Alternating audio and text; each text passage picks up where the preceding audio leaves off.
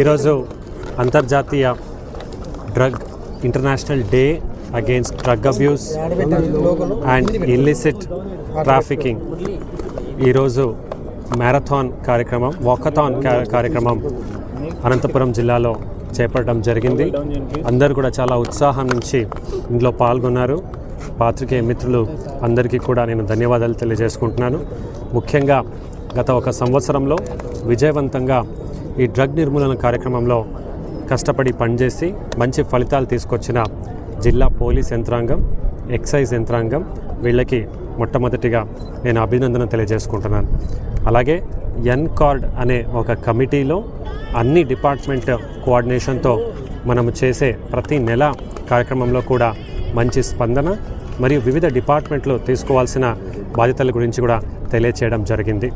అనంతపురం జిల్లాలో ఇది చాలా విస్తృతంగా ఈ కార్యక్రమం జరుగుతూ ఉంది.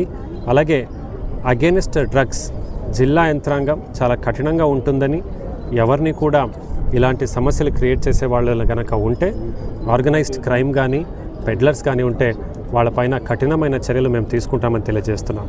అలాగే ఎవరైనా దురదృష్టవశాత్ డ్రగ్ అబ్యూస్లో అడిక్షన్ కనుక ఉన్నా సరే, దయచేసి మీరు ఎక్కడ కూడా మీరు భయపడకుండా నేరుగా మా దగ్గరకు వచ్చి తెలియచేయమని కోరుతున్నాను. మీకు కౌన్సిలింగ్ కానీ, ట్రీట్మెంట్ కానీ, అలాగే రీఅలైనింగ్ టు ద మెయిన్ స్ట్రీమ్ ఈ కార్యక్రమాన్ని చేపడతామని తెలియజేస్తూ మీ అందరి నుంచి సెలవు తీసుకుంటున్నాను. ధన్యవాదాలు. అందరికీ నమస్తే అండి.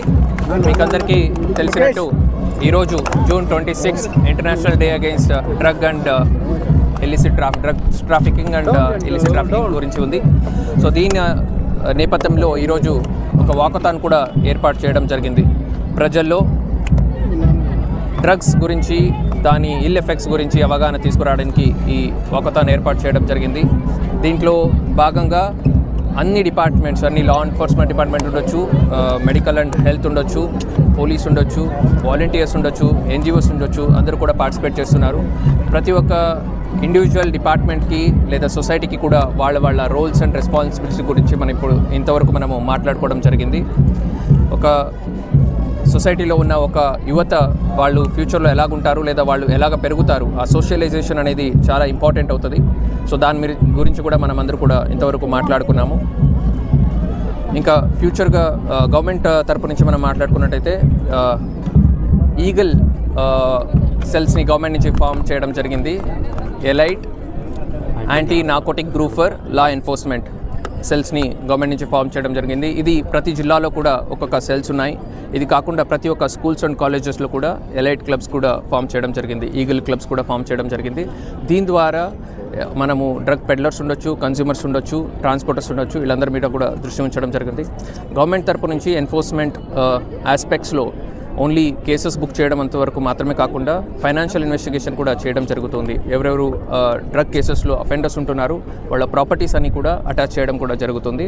అండ్ పీడియాక్స్ కూడా ఇనిషియేట్ చేయడం జరుగుతుంది. ఇంత మాత్రమే కాకుండా ఎక్కడ అడిక్ట్స్ ఉన్నారు, ఆల్రెడీ కేసెస్లో ఇన్వాల్వ్ అయి ఉన్నారు, వాళ్ళని ఐడెంటిఫై చేసి వాళ్ళని ఎలాగ రీహాబిలిటేట్ చేయాలి, దాని మీద కూడా గవర్నమెంట్ తరపు నుంచి ఎఫర్ట్స్ చేయడం జరుగుతుంది. Thank you.